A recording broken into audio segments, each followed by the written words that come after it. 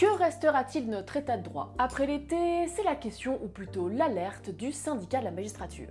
L'organisation a listé les projets de loi ou décisions qui ont été ou seront abordés durant l'été et qui représenteraient une menace pour nos libertés fondamentales. On va regarder tout ça ensemble et le but c'est que vous en débattiez dans les commentaires, mais avec respect s'il vous plaît. Le premier texte qui leur pose problème a déjà été adopté et on en a déjà parlé sur cette chaîne. C'est la loi qui instaure la présomption de légitime défense pour les forces de l'ordre qui tuent une personne dans l'exercice de leurs fonctions.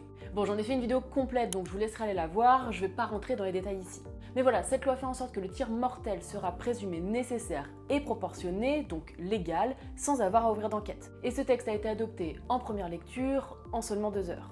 Le deuxième sujet, c'est la nomination de François-Noël Buffet au poste de défenseur des droits. Alors le défenseur des droits, c'est une autorité indépendante chargée de protéger les libertés de quiconque se trouvant sur le sol français. Le président de la République a choisi ce sénateur LR qui s'est pourtant opposé au mariage pour tous, à la PMA pour toutes les femmes et à l'inscription de l'IVG dans la Constitution. Et François-Noël Buffet est aussi favorable à la suppression de l'aide médicale d'État. Un choix donc très conservateur qui a fait bondir la plupart des organisations de défense des droits. L'argument principal ici, c'est que les positions défendues par François-Noël Buffet semblent aller carrément à l'encontre des missions du défenseur des droits, qui doit, comme son nom l'indique, protéger nos libertés et nos droits. Un deuxième texte présenté par le gouvernement et lui aussi déjà adopté a fait tiquer le syndicat de la magistrature. Et ce texte, c'est la loi sûre. Selon le syndicat, cette loi fait reculer les droits de la défense et les libertés individuelles. Ici, c'est surtout le plaidé coupable criminel qui est fortement critiqué.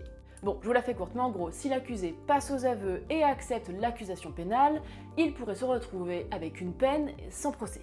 Donc certes à moindre coût, mais sans défense et sans examen des preuves. Mais surtout, ce que déplore le syndicat, c'est le haut risque d'erreur judiciaire et de chantage à l'aveu. Bon, certaines dispositions de la loi ont été retirées après mobilisation, mais d'autres ont été rajoutées en commission mixte paritaire et elles restent inconstitutionnelles pour le syndicat de la magistrature. Et enfin, nous avons la loi Riposte. Elle aussi a été présentée par le gouvernement et elle aussi a déjà été adoptée. Bon, alors là, il me faut mes notes, mais elle a pour ambition de lutter en bloc contre les incivilités, la délinquance du quotidien, le narcotrafic et la criminalité organisée. Elle prévoit notamment d'étendre les amendes forfaitaires délictuelles, de retirer le contrôle préalable du juge dans bon nombre de procédures, de créer de nouvelles infractions et d'élargir les pouvoirs de la police administrative. Cette loi permet également l'utilisation des drones et de la surveillance algorithmique pour la surveillance de masse, c'est-à-dire par exemple lors des manifestations. Pour le syndicat de la magistrature, cette loi instaure une justice plus automatisée et plus discriminatoire parce qu'elle s'attaque surtout aux populations précaires. Le syndicat s'inquiète également de la banalisation d'outils à usage exceptionnel, initialement prévus pour les infractions terroristes. Ici, il pense notamment à la surveillance algorithmique. Pour le syndicat, c'est